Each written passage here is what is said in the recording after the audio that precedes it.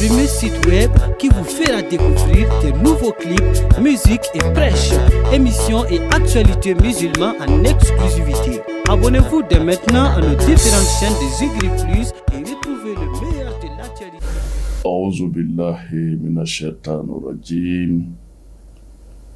بسم الله الرحمن الرحيم الحمد لله رب العالمين الرحمن الرحيم مالك يوم الدين إياك نعبد وإياك نستعين اهدنا الصراط المستقيم الصراط الذين أنعمت عليهم غير المغضوب عليهم ولا الضالين آمين.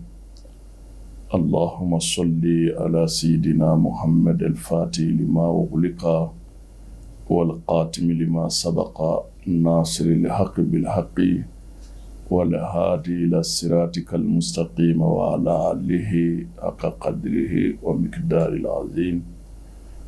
الحمد لله أنبدو أنبي أوفو malikono ani malikoka ninye andunto ya anga emission kono no ye seko ni dongo walanda di alekene seko ni dongo betali ke fen chamana no ya anga kungo kono few ulu nafa liu turabu ala togo nafa min bɛ min na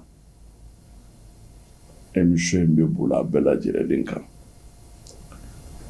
O la bi an y'a sinsin fɛn min kan kosɛbɛ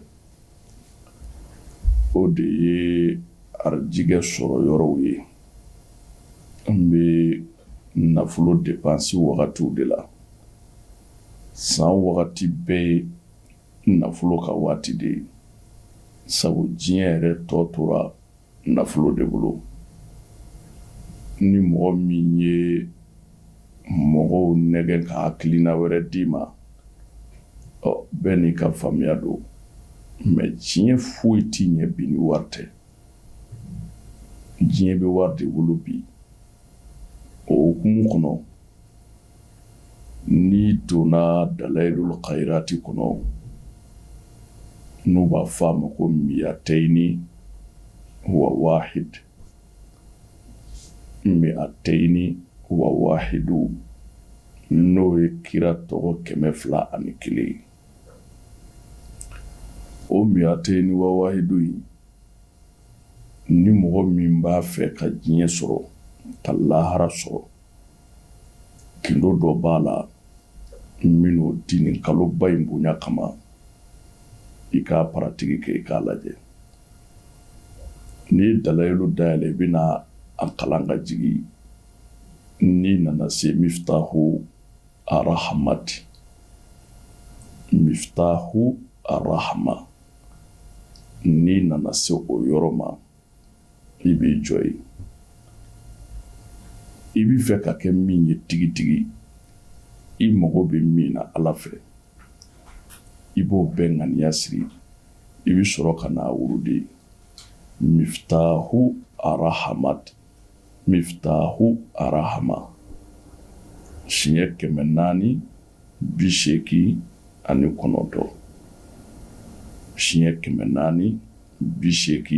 489. O kuma n'i y'a wurudi nin na, i b'a tɔ kalan k'a datugu.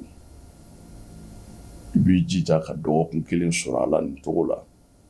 Ni dɔgɔkun 1 sɔrɔ, i b'i jija i bɛ tamaro den 489 i b'o sara ka di denmisɛnw na.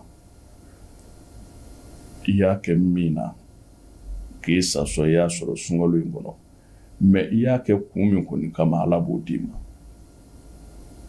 Nin ye a nasira ye k'a d'aw ma fayida sira fɛ, mais k'a labaara yɛrɛ gindo finman kɔnɔ, k'a dalilu ta k'a baara, k'a kɛ sɛbɛnden ye, k'a kɛ fɛn wɛrɛw ye, k'a yɛlɛma k'a di i ma, n'i ka laɲini ye k'o don a kɔnɔ. Nin bɛɛ fana baara kɛlen don an bolo. An b'a ɲini Ala fɛ nin kaloba in, Ala k'a bonya n'a hɔrɔma da an ma. Ala bɛ fɛn bɛɛ kɛ Alakira Mamadu kama.